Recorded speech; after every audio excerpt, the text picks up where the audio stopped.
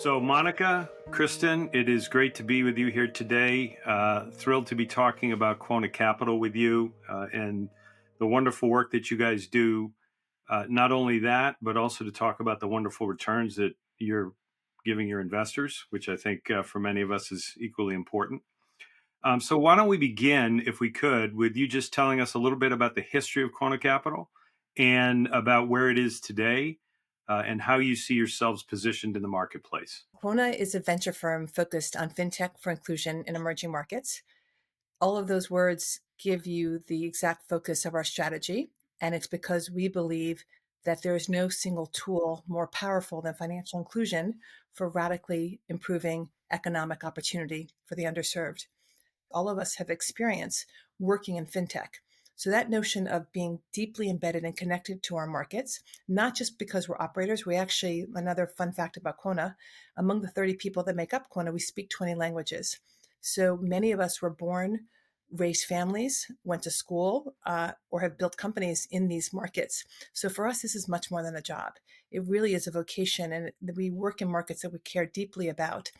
In terms of working with IEL, we were really pleased to have inbound outreach from the IEL team in 2024.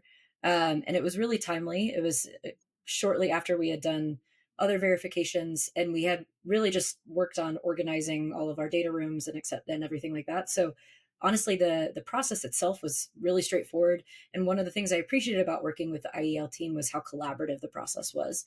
We had a few different discussions, and part of that was not just being really strict around what qualified as a yes score or a no score, but help them really wanting to understand what we meant by what was in the data room and our answers to the survey.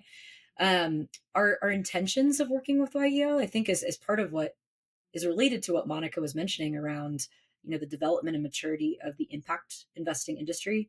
It was basically the Wild West in impact investing. I think our intention to work with IEL is in part a response to the shifting maturity of the impact industry and our interest in having a third party verification to demonstrate that we are leaders, in fact, in this space, and have someone come in, look through all of our systems, practices, but also our financial performance and really understand if we're walking the talk. Monica, how do you think about the returns that you're delivering for your investors?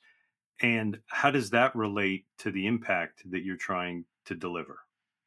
We have intentionally designed our strategy, both picking fintech, which has tremendous tailwinds with demographic in terms of youth and younger generations being digitally native, as well as macroeconomic, and many of these countries having GDP growth that actually parallels that of the developed world. It for us is fundamental. And the reason why is if you want to solve a problem as immense as world poverty, the only way you can do that is mobilizing a resource equally as immense, and that's the world's capital markets. And the world's capital markets will only come to the table if you're delivering a return. Could not agree with you more, Monica. To add to that, so part of the impact evaluation lab's assessment was the impact authenticity, but also the execution.